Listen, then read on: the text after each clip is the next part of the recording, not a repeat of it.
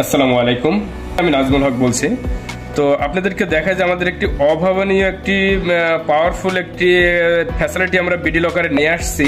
এইটা হলো যে আমাদের গ্রাহকরা অনেকেই বলেন যে গ্রাহকরা অনলাইনে থাকে না, আর অনলাইনে না থাকলে আমরা তাদেরকে কিভাবে লক করব। চলুন আমরা ভিডিওটা দেখে আসি।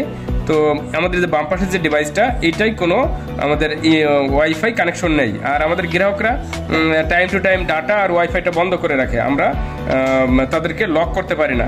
তো আমরা এই কাস্টমারের আইডিতে ঢুকি। প্রথমে এই কাস্টমারই মনে করেন ঢুকলাম, ঢোকার পরে এনার যে নাম্বারটা দেখেন, এখানে আমরা যখন গেট ফোন নাম্বার দিব, ওনার নাম্বারটা আমাদের কাছে চলে আসবে।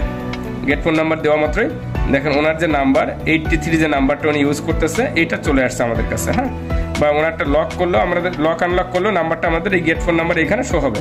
তো এখন আমরা ওনাকে SMS দিব। দেখেন আমাদের যে অফলাইন লক একটা অপশন আছে, এখানে ক্লিক করলাম। এই অফলাইন লকে ক্লিক করলেই এইখানে আমাদেরকে SMS এ নিয়ে যাবে। SMS এ নিয়ে গেলে দেখেন ওনার যে নাম্বারটা আমার সেভ করা আছে, এই জন্য সরাসরি ওইখানে নিয়ে গেল। সেন্ড করলাম।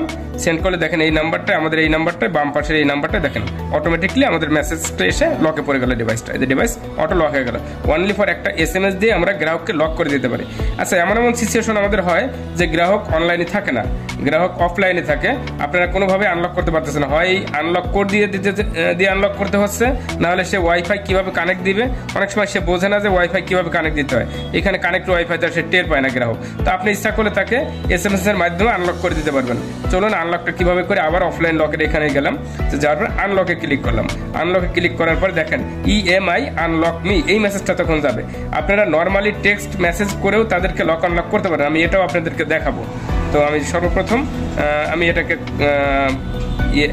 এই মেসেজটাকে সেন্ড করে নেই, দেখাই আপনাদেরকে যে আনলক কিভাবে হয়।